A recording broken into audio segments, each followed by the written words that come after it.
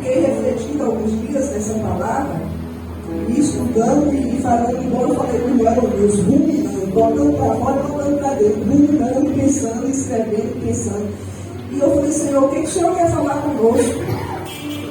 E a palavra do Senhor, ela é muito clara, né, irmãos? E quando a gente lê, a gente começa a perceber o que Deus está falando. E esse livro de Hebreus todo, ele é um livro que ele é muito voltado à santificação, à santidade ao Senhor, à reverência a Deus.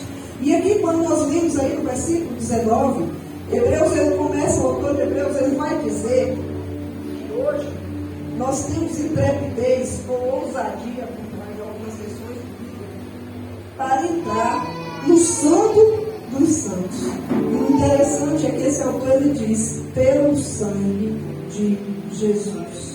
E o texto ele é bem claro quando ele diz, entrar no santo dos santos, porque o Senhor nos deu acesso pelo sangue de Jesus. Nós estamos aqui hoje nesse culto de ceia para celebrar isso, né? Porque o Senhor falou, fazer isto em memória de mim, porque esse é o meu corpo que é partido por vós, e este é o meu sangue, o sangue da nova aliança. E é por isso que nós estamos aqui, em memória do Senhor, para glorificar a Deus e agradecer pelo sacrifício dele na cruz, pelo sangue que foi derramado ali no Calvário. Amado, quando Hebreu fala aqui do Santo dos Santos, nós nos reportamos lá atrás ao Velho Testamento, Antigo Testamento, quando foi erguido ali um tabernáculo, e esse tabernáculo ele tinha algumas divisões. E uma das divisões ali que havia no tabernáculo era o Santo dos Santos. E esse Santo dos Santos era um lugar protegido por uma cortina, embora ficasse dentro do templo. Só quem tinha acesso ao Santo dos Santos era o sacerdote no dia da expiação. E eram tantos sacerdotes que eram lançados à sorte para ver qual sacerdote poderia entrar no Santo dos Santos. E esse Santo dos Santos era um lugar onde a presença de Deus habitava. Ninguém poderia entrar lá indignamente, somente o sacerdote. E ali, quando Jesus ele morre naquela cruz e ele dá seu sangue, seu corpo por nós, naquele momento, quando a alma de Jesus expirou, a Bíblia diz que o véu do templo foi rasgado. E quando aquele véu do templo ali literalmente se rasgou, Jesus estava naquele momento nos dando acesso ao trono de Deus, nos dando acesso direto à presença de Deus, nos permitindo que nós também pudéssemos nos pôr diante da presença gloriosa de Deus. E aí Hebreus diz que possamos entrar com ousadia no Senhor. Então esse ousadia que o livro de Hebreus vai nos dizer, quer dizer que nós temos total liberdade. Quer dizer que nós temos total acesso. Quer dizer que hoje nós podemos nos pôr diante do Senhor com o coração contrito, quebrantado. E podemos falar para Deus tudo aquilo que nós sentimos, tudo aquilo que nós precisamos, sem precisar de intermediário. Aleluia, Jesus. Observe que lá no Antigo Testamento, as pessoas iam até o profeta, e o profeta falava de Deus. Aí Deus falava ao profeta, e o profeta falava às pessoas. E ali, quando o véu do templo se rasgou, Jesus nos deu acesso ao trono de Deus. Desde então, nós não precisamos mais de um intermediário, porque hoje nós temos conosco a presença gloriosa do Espírito Santo, e a Bíblia diz que o Espírito Santo, ele intercede por nós até com gemidos inexprimíveis. Aleluia, Jesus. E hoje nós temos acesso ao trono de Deus. Todos nós já oramos aqui hoje, mas antes de chegar aqui, nós já oramos ao Senhor, nós já falamos para Deus que nós precisamos. Nós já agradecemos ao Senhor, porque o Senhor tem nos guardado, tem nos livrado, porque o Senhor tem nos permitido estar aqui neste lugar. E o livro de Hebreus ele segue dizendo que nós fazemos isso pelo novo e vivo caminho. Aleluia, Jesus. Amados, quando a gente pensa na morte de Jesus, na ressurreição, na morte de Jesus, quando a gente pensa naquela via dolorosa, se algum de vocês já viu aquele filme da crucificação, como é doloroso, como foi grande o sofrimento de Cristo, carregando aquela cruz pesada, naquele sol quente, percorrendo a via dolorosa. E Jesus fez isso para abrir caminho por nós. E hoje nós estamos aqui. E ele diz: fazer isto em memória de mim. Porque Jesus, ele venceu por nós. Ele abriu o caminho para que hoje nós estivéssemos aqui. E eu fico refletindo nessa palavra. E aí eu me lembrei quando Jesus diz na palavra dele: eu sou o caminho, a verdade e a vida. Está lá em João 14,6. E antes que ele passasse pela via dolorosa, ele já era o caminho. E todos nós estamos aqui porque temos acesso a esse caminho, ao trono de Deus, para fazer a vontade dele. E ele disse que ele nos consagrou pelo véu, e isto é, pela sua vida.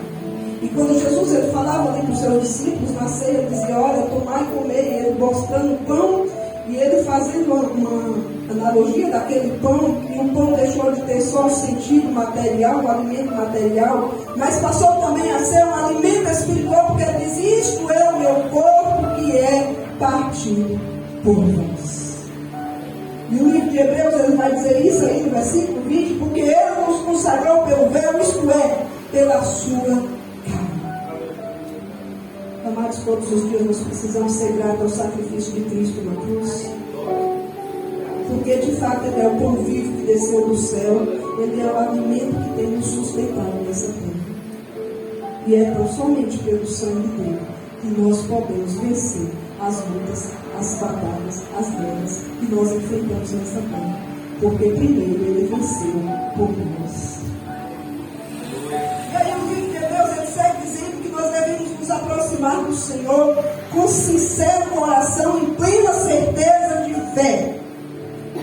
Aí o apóstolo Paulo lá em Coríntios, em 1 Coríntios 11, lá, a partir do 21, ele vai dizer assim: olha, examine-se, pois, o homem a si mesmo. Aí ele ainda diz mais, o apóstolo Paulo é muito claro, eu gosto mais de ver o apóstolo Paulo, porque ele diz assim: porque se o homem se examinar, não precisa ser examinado por outro. Nós temos feito, irmãos, esse autoexame nas nossas vidas. Nós temos buscado, procurar consertar o nosso caminho diante do Senhor, a nossa vida diante do Senhor.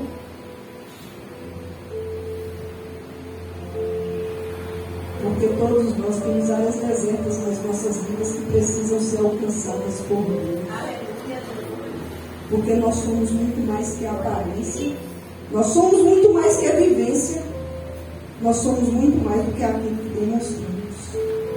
E tem muitas áreas escuras, desertas, é como aquele cantinho lá no fundo do quarto, atrás do guarda-roupa que ninguém vê, mas que precisa ser alcançado pelo Senhor. Examine-se, pois, o homem a si mesmo. E temos também, cada dia, buscar sinceridade nessa nossa aproximação. E essa semana o pastor falando aqui, a gente falando sobre a questão da religião. Que os extremistas, eles são religiosos. Mas religiosidade não salva, religiosidade não traz salvação, rituais não traz salvação. E quando Hebreus fala que nós precisamos aproximar-nos do Senhor com interesse de coração, com sinceridade de coração, então a gente tem que fazer um autoexame e fazer qual o sentido disso. E é por isso que a gente precisa estudar a palavra. Porque estudando a gente aprende.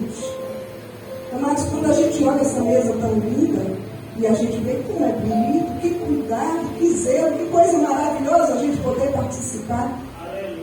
Mas a ceia do Senhor vai muito além do que essa mesa, do que esse pão, do que esse cálice. Porque ela tem um sentido muito mais profundo na nossa vida. É pela nossa salvação, é pela comunhão com o Espírito Santo de Deus. É pela salvação da nossa alma.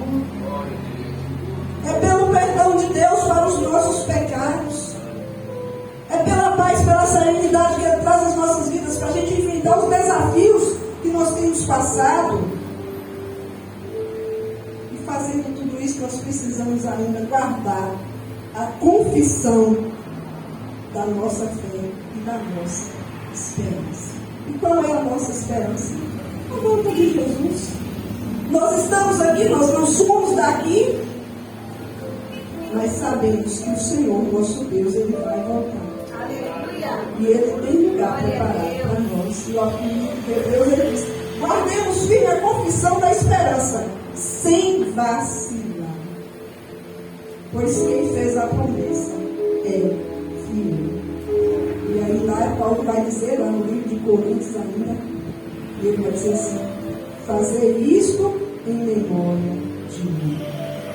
E nós estamos aqui, em memória do Senhor, guardando essa instituição, essa ordenança de Deus, sabendo que o Senhor vai voltar, sabendo que o Senhor, Ele vai vir nos buscar.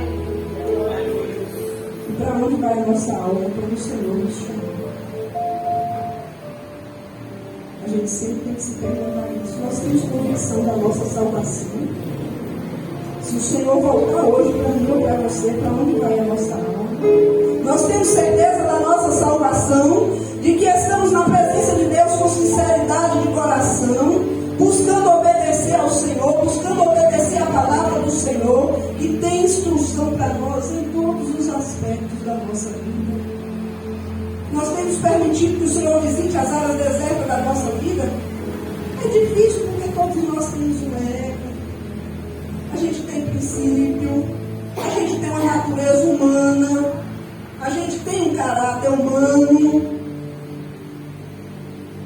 E o Senhor nos deu um livre-arbítrio para isso. Eu gosto de falar de livre-arbítrio. O Senhor nos deu um livre-arbítrio para que a gente possa escolher conscientemente.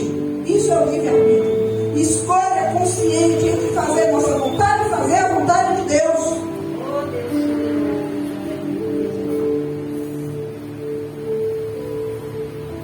Deus diz que a gente tem que guardar a confissão da nossa esperança e ainda sem vacilar. Aí Apocalipse vai dizer: aquele que for fiel até o fim receberá a coroa da vida.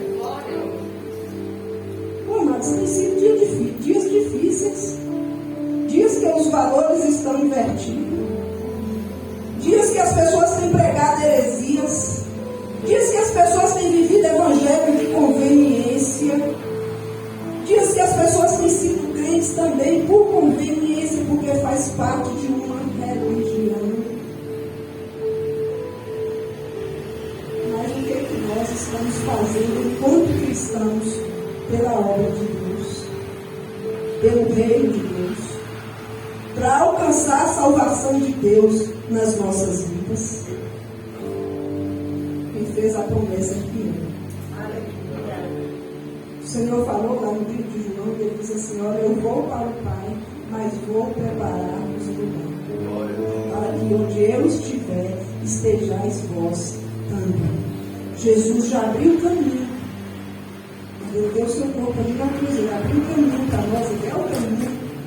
E além de ser o caminho, ele também já preparou um lugar para cada um de nós.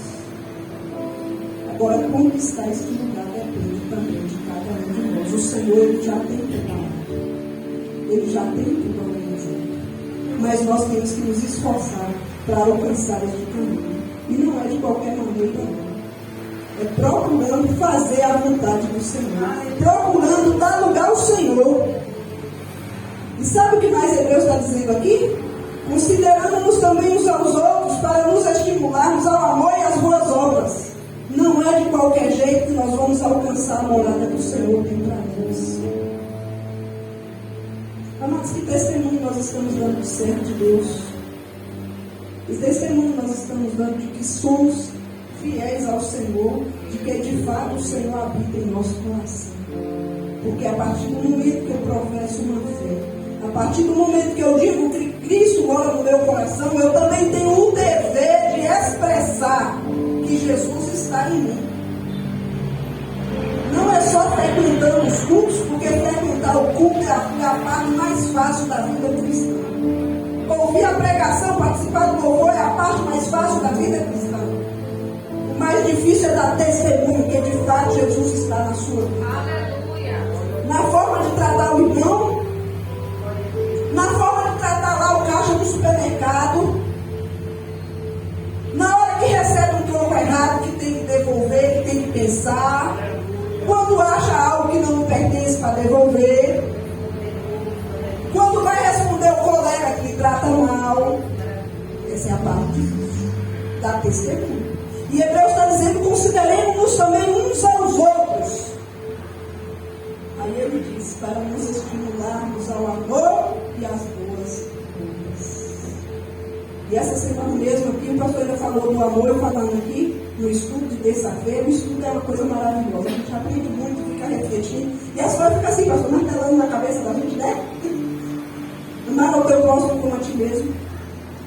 É difícil, porque a gente ama aqueles que estão bem pertinho de nós, a nossa família, mas aquele estranho que muitas vezes nos olha mal, nos agrada com palavras, é muito difícil. Mas aí nós precisamos exercitar nas nossas vidas os frutos do Espírito.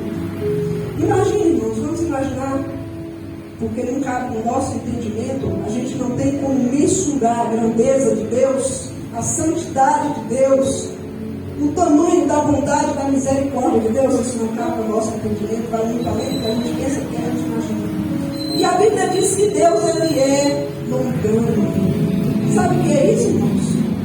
Deus tem equilíbrio. Ele não age no impulso, Ele não age na hora da raiva, Ele não age no momento ali do seu furor. O salmista ainda diz, né? Na ira, lembra de dar misericórdia. Deus é longânimo. E imagina que Deus olhando desde o céu, vendo toda a nossa vida, vendo todo o nosso caminho, sabendo que somos miseráveis pecadores, ainda assim Ele é longânimo. Aleluia, Jesus. Ele nos dá a oportunidade de arrependimento. Ele nos dá a oportunidade da gente corrigir o erro. Ele nos dá a oportunidade da gente se consertar para alcançar o céu. E nós, com a nossa natureza humana, pecadora, a gente quer agir no impulso, quer fazer de acordo com a nossa vontade. E a gente diz, mas eu sou assim. 8 ou 80. E onde é que fica Deus aí? Onde é que fica o nosso testemunho de fé? Aí Hebreus diz assim: não deixemos de congregar-nos como é costume de alguns. Aí tem pessoas que por qualquer coisa, não vou mais naquela igreja não. Não vou mais naquela reunião daquele grupo de mulheres não. Não gostei. E onde é que fica os frutos do Espírito na nossa vida se a gente quer agir de acordo com a vontade da gente? A igreja não está aqui para ser conveniente a mim e a você. Nós precisamos nos adaptar à vontade de Deus, porque a vontade de Deus ela é soberana. Não é para fazer a minha vontade, não é para fazer o teu querer, não é para ser como eu quero, não é para ser como tu quer. É para ser como Deus manda, como a palavra ordena, porque a palavra de Deus é doutrina. Tem muita gente que diz assim, eu vou na igreja de doutrina. Igreja de doutrina não, doutrina é a palavra. Aleluia. Doutrina é a palavra de Deus. E Hebreus está dizendo aqui, olha, não devemos deixar de congregar-nos como é costume de alguns, porque já desde a antiguidade pessoas deixavam de ir para a igreja por qualquer motivo, por qualquer razão. Aí tem gente que ainda usa aquele versículo que diz assim, porque Deus me chamou por cabeça e não por cauda. Cabeça de quem? Se a cabeça é Cristo? Aí pega um versículo fora do contexto, né, pastor? E adapta a sua conveniência para justificar seus erros, para justificar sua arrogância, para justificar sua desobediência. Porque nós precisamos obedecer a palavra. Se você não gosta de alguma coisa, ore, fala com Deus. Tenta se colocar no lugar do outro, que é o lugar mais difícil do mundo. Tudo tem uma razão de ser. E é muito mais do que aparência. É muito mais do que a gente ouve, é muito mais do que a gente vê. Aí entra uma coisinha fundamental na vida de todos nós, que é o equilíbrio. Todos nós precisamos ter equilíbrio. Se você viu alguma coisa que você não gostou, que não está de acordo, se você não tiver a oportunidade de perguntar, de esclarecer, faz isso, mas não julga sem antes conhecer. Procura exercitar a longanimidade. A mansidão, coisa difícil é ter mansidão. Mas a palavra de Deus nos ensina que se alguém nos bater numa face, a gente deve dar a outra. E não é o bater literalmente, mas para demonstrar que Jesus está na nossa vida, que nós somos servo fiel do Senhor, muitas vezes a gente tem que relevar. Tem que ser, Paula, como muitos diz, besta, né? Não é besta, mas não é. Porque a gente tem o amor de Deus nas nossas vidas e a gente pensa assim: se fosse fazer minha vontade, eu ia lá brigar, dizer isso e isso, mas para fazer a vontade de Deus, o Senhor me ajuda a perdoar. Aí nós exercitamos a mansidão, o domínio próprio, a temperança. Então o livro de Hebreus, ele nos fala todas essas coisas, e ele diz aqui, olha, tanto mais vezes que aquele dia ele se aproxima, o grande e terrível dia do Senhor. Estamos caminhando para o tempo do arrebatamento. Nós somos a última geração. E não é tempo mais de brincar de ser crente. É tempo de nos voltarmos para o Senhor. É tempo de darmos lugar ao Senhor. É tempo de buscarmos a salvação de Deus. Porque o Senhor, Ele é bom. Quando nós meditamos sobre a ceia do Senhor, meditamos sobre essa oportunidade de estar na casa do Senhor. E nós estamos aqui, sabe por quê, irmãos? Porque o Senhor, Ele fez uma nova aliança com todos nós. Deus, Ele fez uma nova aliança com a humanidade por meio de Cristo Jesus. Se nós formos olhar lá no Antigo Testamento, foram feitas Deus fez 7 alianças antes com a humanidade, lá no Antigo Testamento. Começou com a aliança de Adão, Ele fez uma aliança com Noé, Ele fez uma aliança com Abraão, Ele fez uma aliança com Davi, Ele fez uma aliança com Israel. E a última aliança de Deus com a humanidade foi a aliança do sangue de Jesus. Quando Jesus está ministrando a ceia, ele falou: esse cálice é o Novo Testamento do meu sangue. Vocês acham que é mais difícil viver pela lei ou viver pela graça? Nós já debatemos isso aqui no estudo. Um dia um pastor fez essa pergunta: qual é mais fácil, viver pela lei ou viver pela graça? Aí vocês talvez olhando para trás lá para os 10 mandamentos e vai dizer assim: mas a lei é rígida, a lei é dura, e é verdade, a lei é rígida, a lei é dura. Mas é muito mais fácil cumprir a lei do que viver pela graça. Porque vocês imaginem o tamanho da graça de Cristo, quando Ele coloca lá no Velho Testamento, olha, no Velho Testamento, Moisés diz assim: olha, não adulterarás. É lei. Então quer dizer, enquanto o ato não for cometido e consumado, não há pecado. E nós, pela graça de Deus, conseguimos evitar esse pecado. Mas quando Jesus vem, ele é muito mais claro. E aí Jesus diz: se no teu coração, olha só, se no teu coração, na tua mente, no teu pensamento, tu entender isso, tu já está pecando. Não precisa o ato ser cometido nem consumado, mas se no teu coração tu pensar, tu desejar, tu imaginar, tu já pecou. É mais difícil viver pela lei, mas não é impossível. Aleluia, Jesus. Porque Jesus, ele já venceu por nós. Mais uma vez nós temos o livre-arbítrio para escolher conscientemente fazer a vontade de Deus e fazer a nossa vontade. E a palavra de Deus é muito. Quando Jesus ele foi ali ensinando aquelas ceias ali aos seus discípulos, e ele dizendo: porque isto é o meu sangue, o sangue do Novo Testamento, que é derramado por muitos para remissão de pecados. Amados, nós podemos glorificar o Senhor, porque o Senhor é bom. E Jesus fala no Novo Testamento do sangue dele, ele fala lá no livro de Mateus, no 26, 28, e ele vai dizer assim lá no livro de Mateus: porque isto é o meu corpo, porque isto é o meu sangue, o sangue do Novo Testamento, que é derramado por muitos para a remissão de pecados. Aí lá em Marcos 14, 24, vai dizer: isto é o meu sangue, o sangue do Novo Testamento, que é por muitos é derramado. Aí nós vamos para Lucas, e Lucas diz novamente, semelhantemente como o cálice diz: é o cálice do Novo Testamento do meu sangue, que é derramado por nós. Quando nós vemos aqui Jesus falando do Novo Testamento, e é por isso que nós temos aí os evangelhos do Novo Testamento, e talvez a gente nunca se perguntou por que Novo Testamento. Hoje eu estou resposta a vocês.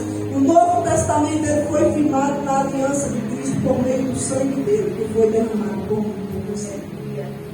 O Novo Testamento que se resume em amar a Deus sobre todas as coisas e amar o próximo como a ti mesmo. O Novo Testamento que nos deu acesso direto ao trono de Deus pelo derramamento do sangue de Cristo na cruz. Esse é o Novo Testamento, a nova aliança que foi feita pelo sangue de Jesus. Nós observamos que o sangue, desde sempre, ele representa a luta, ele representa também a vitória, ele representa também a guerra, ele representa também o sacrifício. Em muitos países, a China, o Exército Vermelho, eles proclamavam na rua: sem derramamento de sangue não há vitória, sem derramamento de sangue não há vitória. E foi preciso que de fato Jesus derramasse o sangue dele para que nós hoje tivéssemos acesso à salvação. E por meio desse sangue, Jesus fez uma nova aliança comigo e contigo. Observe que lá atrás, no Antigo Testamento, na Antiga Aliança, também havia o derramamento de sangue. Quando havia pecado, era realizado um sacrifício. Aí se matava um boi, um cordeiro, uma pomba, de acordo com a condição da pessoa. E ali era feita a expiação pelos pecados. Só que essa expiação era temporária, porque depois se pecava de novo, matava de novo outro animal, fazia de novo outro sacrifício. E assim funcionava a lei.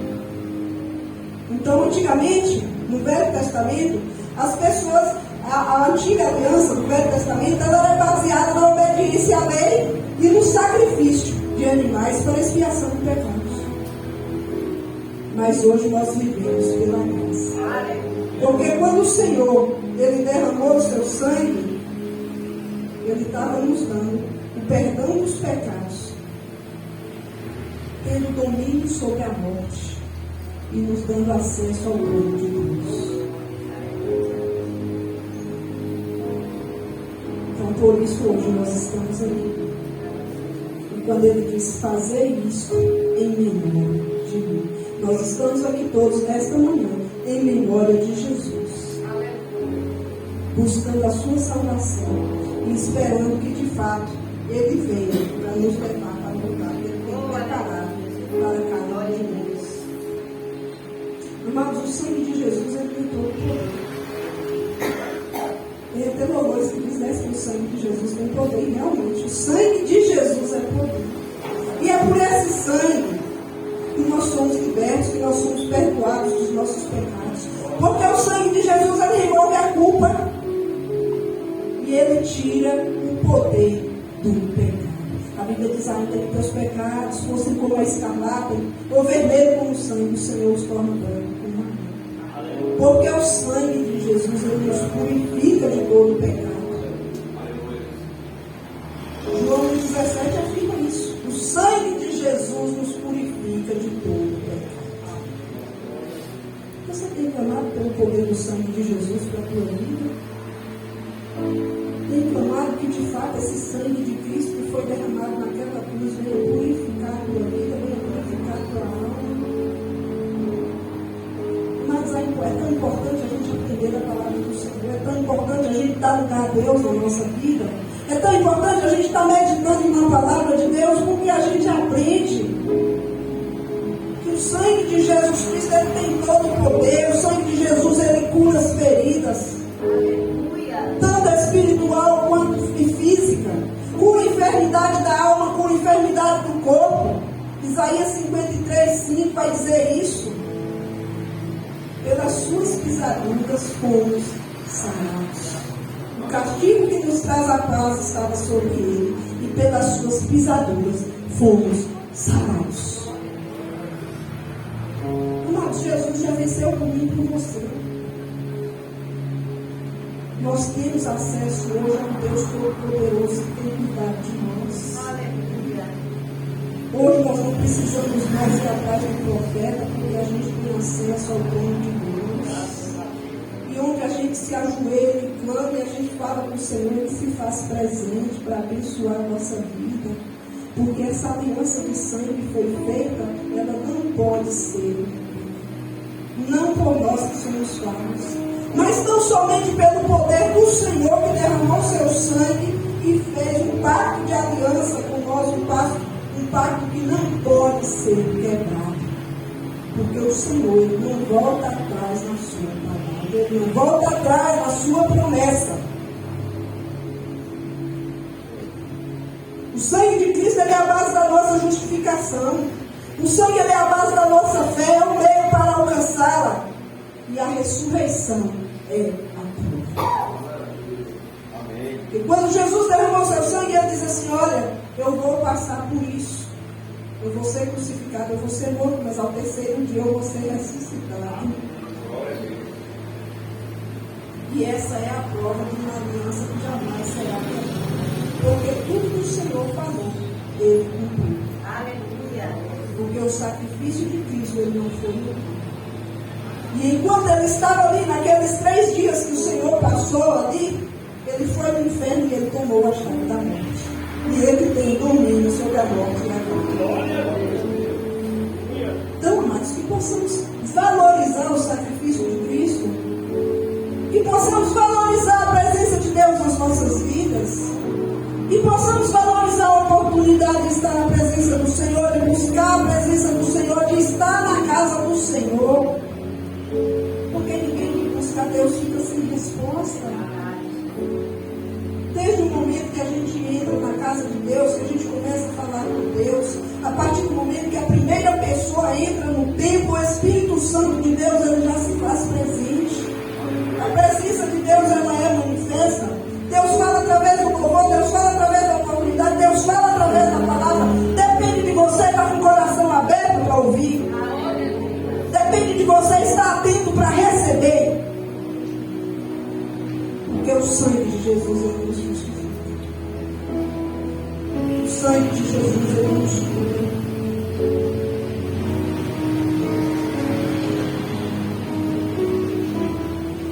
O sangue de Jesus ele é o alicerce da nossa paz. Porque as pessoas viviam pela lei, mas elas não tinham paz.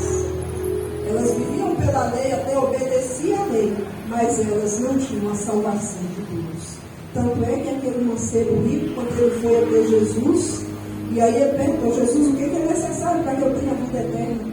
E aí Jesus foi citando para ele ali a lei, os mandamentos, e ele diz assim: tudo isso tenho observado desde a minha mocidade.